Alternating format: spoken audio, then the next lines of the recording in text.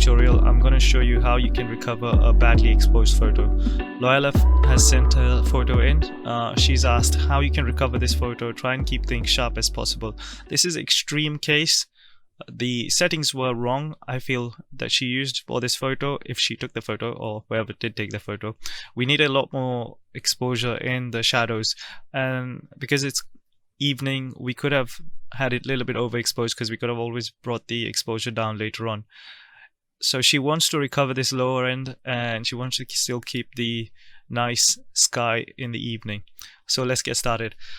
I haven't edited this photo yet, so this is my edit straight out of the box, and let's go. First thing I'm going to do is I'm going to check exposure, see how bright we can go and how much noise it creates. I then push the highlights down, I then push the whites down. This normally gives me an indication of how much we can recover. I just play around with the blacks just to see how the dynamic range is affected and where I can push it. Okay, then I just normally bring the exposure down and check how far we can push the image. Okay, now I go down to the noise levels here. Now we need to change this noise grain pattern. First thing I'll do is let's bring this exposure up. Okay. Contrast down, play around with this. Then, as you can see, we need to go down to sharpness and reduce the sharpness. If we increase the sharpness, you can see the pattern is quite the pattern changes. Let me just see if I can go a little bit further than that.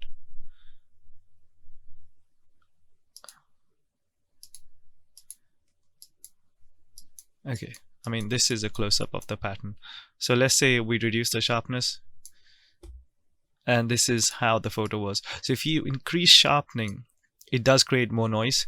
So if you reduce the sharpening, it does get rid of noise. The other thing that you can do is also play around with contrast. Exposure doesn't really affect the noise, but sharpening does. We can then reduce the texture a little bit. This just generally softens things up. Just drop the clarity a little bit more and then dehaze it. Now this is a massive difference in noise. Okay, it is a little bit hazy. I mean, this example anyway. I'm gonna change that back to half, because I want to jump into it every time. Okay.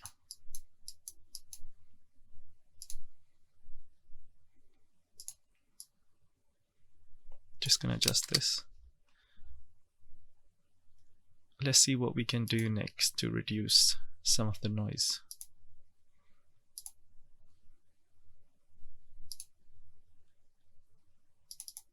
With Canon cameras, most of the time, apart from the USR, touching the shadows is by far the worst idea. It does create more noise in the shadow. It doesn't really work well when it comes to recovering shadow. Sony and Fuji and Nikon, they work really well with the shadow recovery, but when you apply shadow recovery, everything just goes washed out. So I tend to not use shadows as much. But highlights, yes, do play around with highlights. And whites, they tend to work fine, but I tend to just expose it enough to this point. Now that we have this, it looks pretty decent. I mean, before and after, as you can see.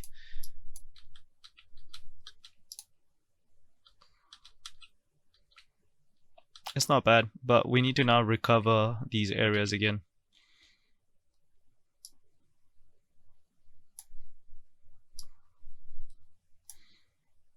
First thing I'm going to do is I'm going to apply a gradient, and I'm going to reset the gradient.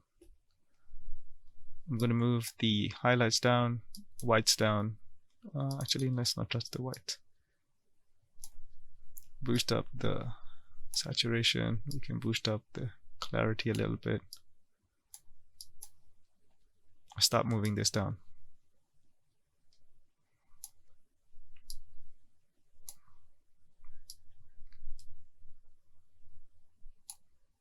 What we're trying to do is recover the top half of the image without destroying the bottom half.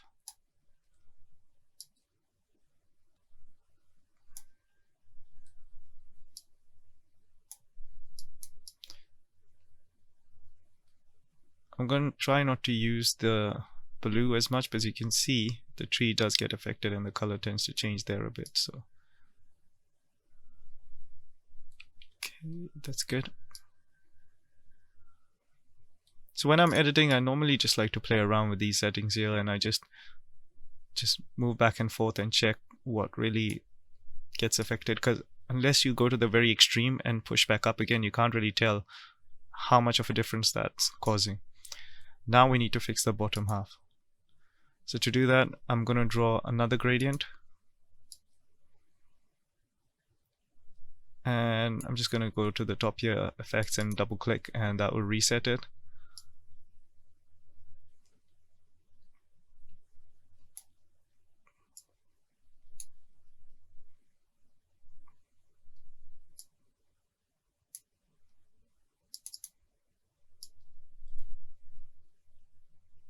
I'm just going to apply some dehazing here, drop the clarity. Texture could go up, but then it starts to create that noise, as you can see. Good. Okay.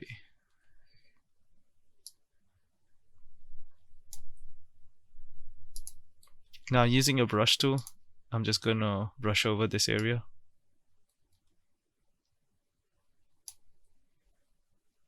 Reset it again.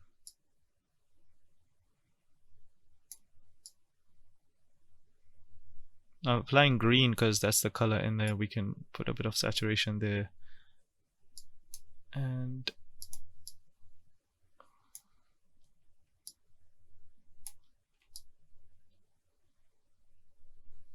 just brushing over it slightly. And I'm going to make a new brush again, because I don't want the same settings to be applied there and here. And we can just reset that.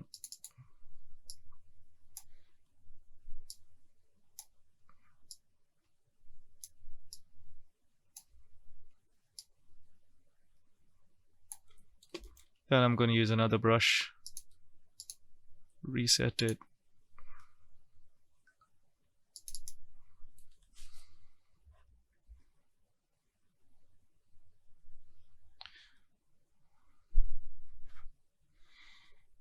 And I want to try and paint over this area here. And what I want to do is move the exposure up, because it's white anyway, so we can just move the highlights up, and we can move the whites up.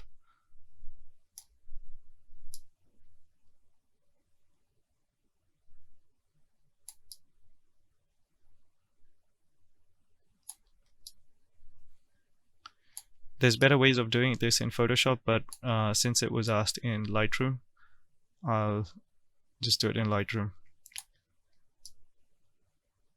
Also, just make sure I just turn these notifications off for you. Sorry.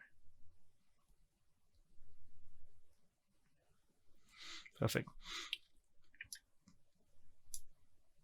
If anyone knows better ways, let me know. I'm assuming this image is going to be posted this way. There is noise in there. You just can't get rid of noise in images like that, because that's a lot of recovery that's been put in.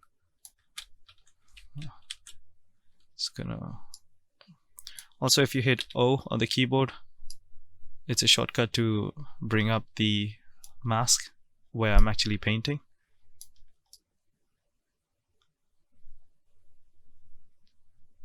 And you can just paint over it roughly, and then you can use Alt, and then you can just delete the extra parts of the mask that you don't want used. So that's one more brush, and then we're going to use one more brush again. We're going to try and work around this area. This is the lake part,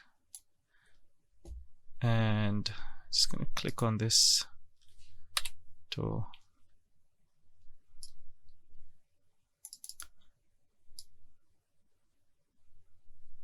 just going to drop that saturation, increase the texture. I'm going to zoom in because I feel like not all of it got brushed.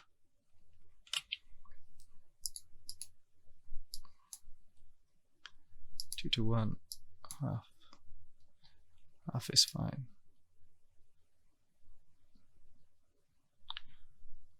Now I'm just putting in an overall paint on here. I'm gonna be adjusting what I'm gonna be painting over in a minute.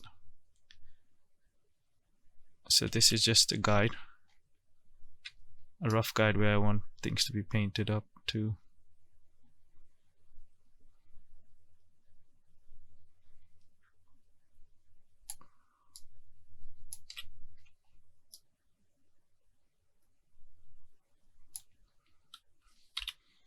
Press O again because we need to see what part needs to be painted. Again, I'm going through it really roughly. I'm not doing an accurate job, just to give an idea of how it kind of works.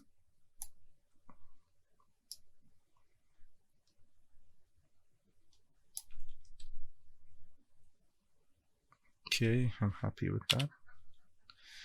Now, compared to the background, as you can see, it seems a bit too overexposed, so we're going to make the brush bigger and just go across the top because it's causing highlights. Just like you would do, like it's like flaring when you see bright edges. So we don't want the bright edges, we do want the shadows to be there, just to have a nice gradual fall off, like a gradient fall off.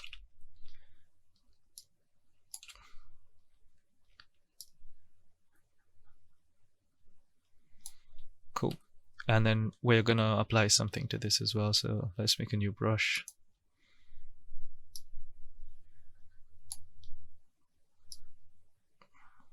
And saturation.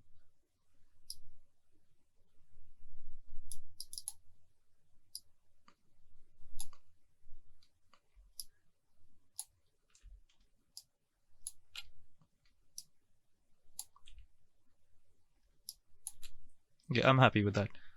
Just gonna zoom back out again.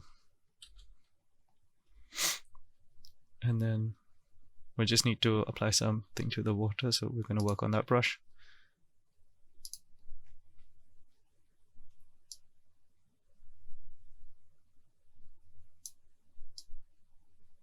And what we're trying to do is basically, because the whole image was darker, we're just trying to make sure everything else is brightened, just so it kind of matches up. Otherwise, if it was dark as this,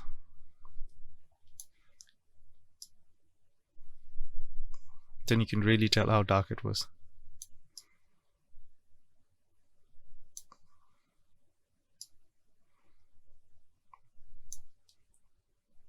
Okay. And the whites we're going to reduce now, just to match with the scene. Click on the brush like that.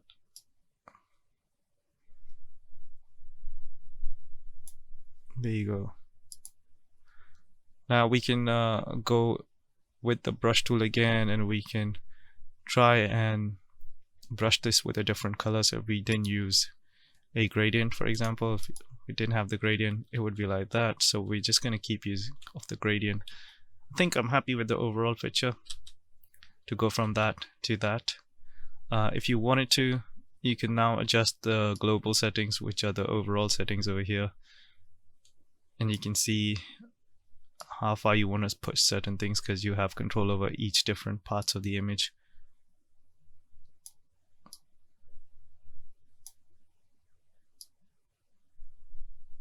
So you can see the noise getting generated, and you can also control each part in this stage.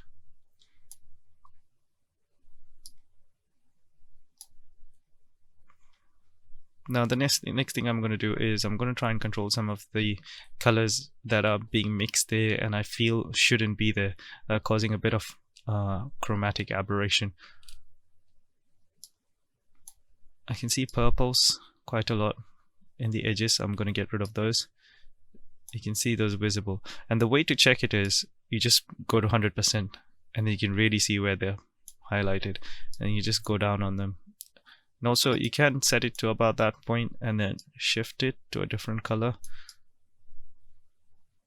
but I'm just going to go down for this example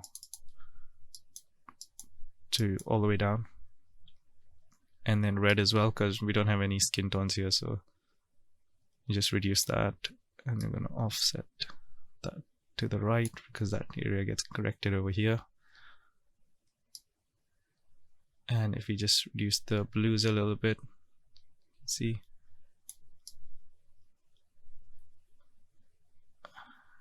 and that, control the greens, start boosting the other colors up.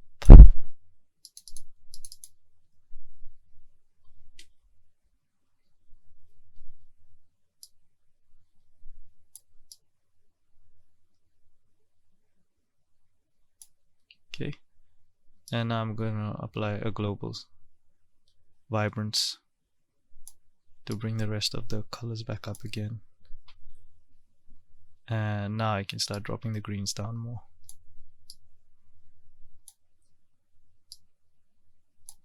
Now you can see the golden statue on the top looks really saturated. So let's just bring that down again. Add a bit of contrast to that texture. It's good. Perfect. And I think I'm happy with this overall image. You can't really denoise it completely. As you start to denoise it, you will start to get some artifacting in the image. So I'm just checking for color balance really here. See if I can make it look any better by shifting the colors. Because sometimes, like this image here, for example, your eye gets drawn to the greens over here, and you really want your eye drawn to the center of the image and the sky to be more pronounced. So just by shifting there, you can see the sky's got that evening look again, and we have that evening vibe again.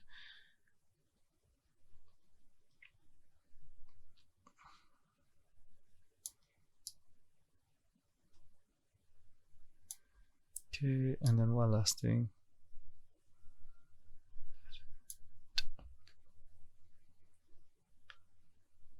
Okay, what we do need to check is sometimes we do get that fall off breaking apart. So if we go down to this layer here, go slightly behind and stretch it, and we should have that fixed. Okay, now we can go back to the HSL and correct the greens.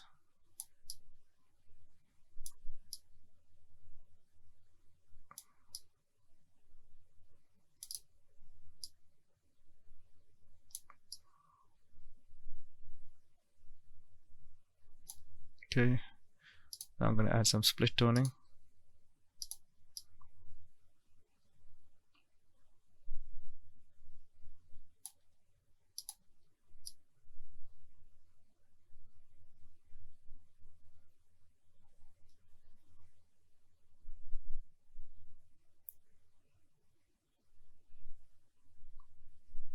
This is just checking what vibe I want to go for. Like, do I want to go for an evening look? Do I want the actual building to stand out and contrast from the tree?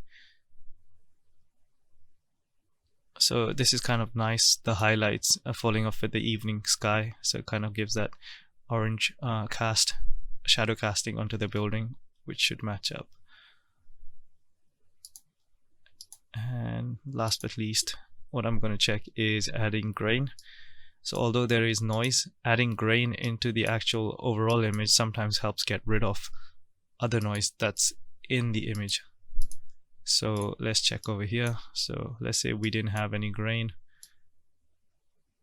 The adding a little bit of grain means the pattern changes and you get an overall better image when you have noise.